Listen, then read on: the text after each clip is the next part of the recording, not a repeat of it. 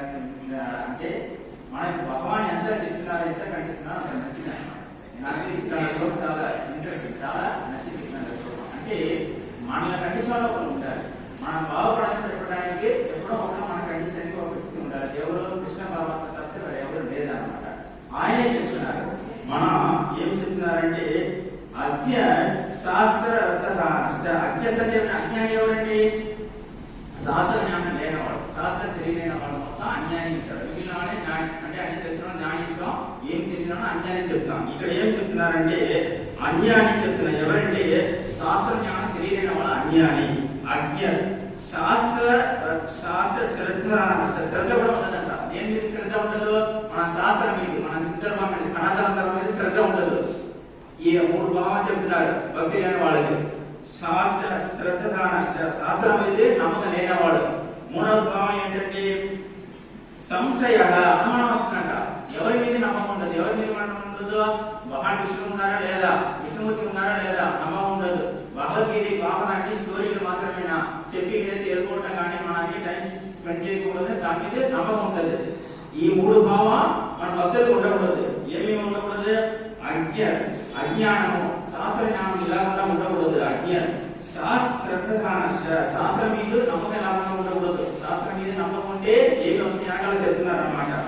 శాస్త్ర సంశయాత్మ, సంశయం శాస్త్రం మీద నమ్మకం ఇలాగా ఇవన్నీ స్టోరీలు అనుకుంటున్నాను. దొరికేది పురాణంలో మొత్తం రాసి పెట్టే కథలు అన్ని, మహాభారత కథలు, భగవద్గీత అన్ని కథలు మాత్రమే చెప్పేసి ఎంతో మంది ఉన్నారు. అందుకే ఈ గుడివాడలో ఎన్నో లక్షల మంది ఉన్నారు. కానీ మనం 30-40 మంది మాత్రమే శ్రద్ధగా వస్తున్నాం. ఎందుకు? మనకి శ్రద్ధ ఉంది, శాస్త్రం మీద నమ్మకం ఉంది అనమాట. జ్ఞానం ఉంది, శాస్త్రం మీద శ్రద్ధ ఉంది, నమ్మకం ఉంది. ఈ మూడు బాగుంది కాబట్టి మన నిత్యం తెల్లవారు స్నానం చేసేసి గుడికి వచ్చి హరినామ సంకీర్తన చేసి భగవాన్ కృష్ణుడు అనుసరణ కోసం మనం ప్రయత్నం చేస్తున్నాం అనమాట. మిగిలిన వాళ్ళకి ఉండవచ్చు, ఏమి తక్కువ ఉంది. ఏవి ఉన్నాయి? అజ్ఞానం ఉంది, శాస్త్రం మీద శ్రద్ధ లేదు, తర్వాత సంశయం, అనుమానం. అంటే ఏదో రాస్తున్నారు, కొంతమంది పాటిస్తున్నారు, నిజంగా 100% కలుగుతుందా లేదా అని చెప్పేసి అనుమానం వస్తుంది.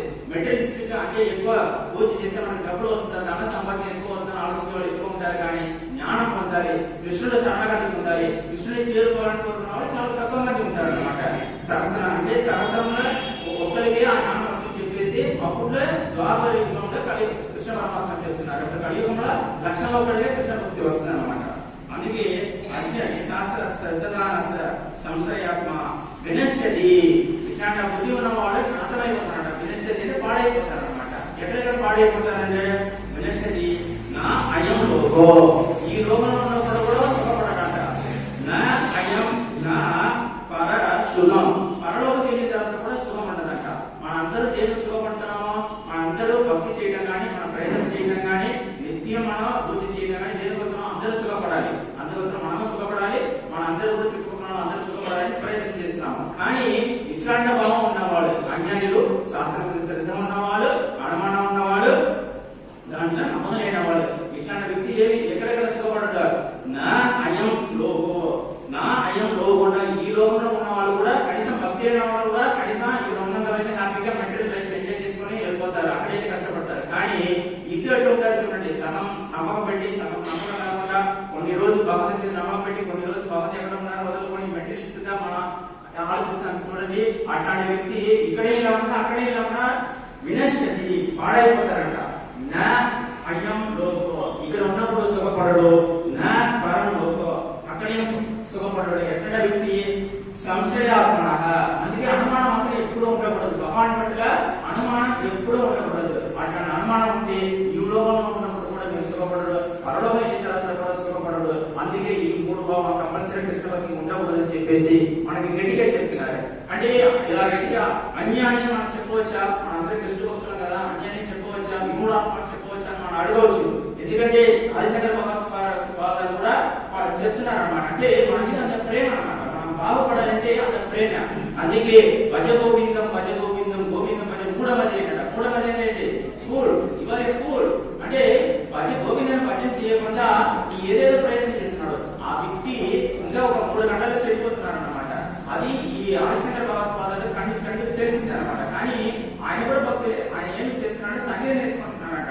నేను ఇంకా ఎక్కువ హరినామ సంగీతం చేయాలి, ఇంకా కొంచెం సంగీతం నేర్చుకుని ఆయన గ్రామర్ అన్ని నేర్చుకుని ఎక్కువ నేను పాడటానికి చెప్పేసి ఆయన ప్రయత్నం చేసినప్పుడు భజ గోవిందం గోవిందం భజ కూడా మరి ఏ కూడా మనిషి ఇంకా 3 గంటలు మీ ప్రాణం పోతుంది, తొందరగా గోవింద నామం చెప్పండి, తొందరగా గోవింద నామం చెప్పండి, తొందరగా గోవింద నామం చెప్పండి చెప్తున్నారు. అలాగే పెద్దవాళ్ళు, అలాగే పరమాత్ముడు మనకి ఎప్పుడెప్పుడు మనం తప్పు చేస్తున్నామో వెంటనే విముడు ఆత్మ అన్ని ఆయన చెప్తారు. మనం వెంటనే ఉత్తరైపోవాలి. ఓకే, మనం చేసిన కర్మ కృష్ణ రావాలి, వెంటనే మనం ఆలోచిస్తున్నాము మనకి ధనం వస్తుందా, సంపత్తి వస్తుందా, ధాన్యం వస్తుందని చెప్తున్నాం. ఈ ఆలోచనలో ఉన్నాం. కృష్ణ అందరూ మనం మర్చిపోయాం. మన కృష్ణుడు దేనికి వచ్చామో అది మర్చిపోయి కడవాణి చేసినాము. కానీ ఎవరికి ఆ గుర్తు వస్తుంది, మనం దేనికి వచ్చాడు ఏముంది. అందుకే చిన్న వయసు ఉన్నప్పుడే మనకు కృష్ణ భక్తి రావాలి.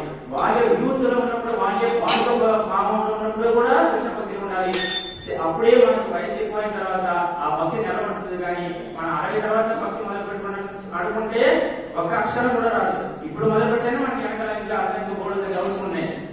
అందుకే చిన్న వయసు నుంచి మన అందరూ కూడా మనతో బట్టి మన మనవాడు మన పిల్లలు అందరూ కూడా పెళ్లి తీసుకురావాలి. అందరూ కూడా భగవత్ నష్టపరాయేసు అవధేష్ నిత్యం భాగవత సేవ అంటే భాగవత సేవ నిత్యం చేయాలి. కేవలం ధనుర్మాసం 30 రోజులు మాత్రమే కాదు, నిత్యము పాటించాలి, మనము పాటించాలి, మన పిల్లలు కూడా పాటించాలి. అప్పుడే నెక్స్ట్ జనరేషన్ కు ఈ కృష్ణ భక్తి పాస్ అవుతుంది అన్నమాట. సో ఇక్కడ భక్తులు ఎలా ఉండాలంటే ఈ శ్లోకంలో చెప్తున్నారంటే 3 క్లాసులు ఉంటారు. మన కృష్ణ భక్తులు 3 క్లాసులు, హై క్లాస్, మిడిల్ క్లాస్, లో క్లాస్ ఉంటారు. అంటే ఎక్కువ జ్ఞానం పొందే వాళ్ళు, భగవత్ పట్ల నమ్మకం ఉన్న వాళ్ళు హై క్లాస్ భక్తులు చెప్తున్నారు. హై క్లాస్ డివోటీస్ అన్నమాట. మిడిల్ క్లాస్ డివోటీస్ ఎవరంటే ఆయన ఎక్కువ జ్ఞానం ఉంటుంది, శాస్త్ర జ్ఞానం ఉంటుంది, భగవద్గీత బాగా చెప్తారు, భాగవతం బాగా చెప్తారు. కానీ ఆయన దగ్గర ఏమి ఉండదు, భక్తి ఉండదు, నమ్మకం ఉండదు. అట్లాంటి వ్యక్తి మిడిల్ క్లాస్ భక్తులు చెప్తున్నారు. లో క్లాస్ భక్తి అంటే ఎవరంటే ఆయన దగ్గర జ్ఞానం ఉండదు, భగవద్గీత జ్ఞానం ఉండదు, భాగవతం జ్ఞానం ఉండదు, భగవత్ పట్ల నమ్మకం కూడా ఉండదు. వీళ్ళంతా లో క్లాస్ భక్తి అనమాట. ఇట్లా 3 రకాలు పెడతారు భగవాన్ కృష్ణుడు ఈ శ్లోకంలో అనమాట.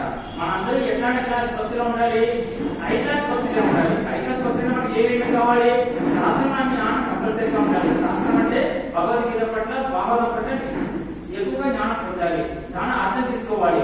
కృష్ణుడు మీరు ఎక్కువ ప్రేమించలే, ఫస్ట్ మనకి ఏమి తెలవాలి, కృష్ణుడి గురించి ఎక్కువ తెలుసుకోవాలి. ఒకరి మీద మీరు ప్రేమ చేయాలంటే వారి గురించి మనం తెలుసుకుంటాం, తర్వాత వాళ్ళ మీద ప్రేమ చేస్తున్నాము. అలాగే ఇక్కడ కూడా కృష్ణుడి గురించి మీరు ఎక్కువగా ఎంత తెలుసుకుంటున్నారో అంత ప్రేమ ఆయన మీద, భక్తి ప్రేమ ఆయన పెరుగుతూ ఉంటుంది అనమాట. అందుకే నిత్యము మన కృష్ణ నామ స్మరించడం, కృష్ణ సత్సంగం చేసుకోవటం, నిత్యం భాగవతం చదవటం, నిత్యం భగవద్గీత చదవటం, ఇవన్నీ ఎందుకంటే కృష్ణ గురించి మనం ఎక్కువ ఆలోచించాలి, కృష్ణ గురించి మనం ఎక్కువ తెలుసుకోవాలి. మీరు ఎంత ఎక్కువగా తెలుసుకుంటున్నారో అంత కృష్ణ భక్తి పెరుగుతుంది శాస్త్రం చెప్తుంది అనమాట. సో మనం అందరూ కూడా హై క్లాస్ భక్తిలో ఉండాలి. హై క్లాస్ భక్తిలో ఉండాలంటే మీ ఇంట్లో 3 భావం ఉండాలి. ఏ 3 భావం అంటే అన్కండిషనల్ లవ్, అంటే ఏమి ఎదురు చూసుకోకుండా, పైకి ఎదురు చూసుకోకుండా కృష్ణ మీద భక్తి చేయడం అన్కండిషనల్ లవ్ చెప్తారు. మొదటి భావం. రెండో భావం ఏంటంటే హ్యూమిలిటీ వినయము.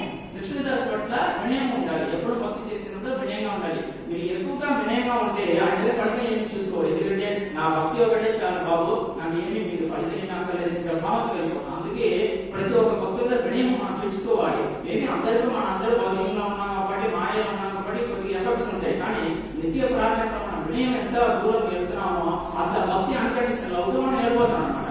3వ భావం ఏంటంటే గురు భక్తి, కృష్ణ భక్తి. గురువు ఉన్నవాడు గురు భక్తి చేసుకోవచ్చు, లేనివాడు కృష్ణ భక్తి చేసుకోవచ్చు.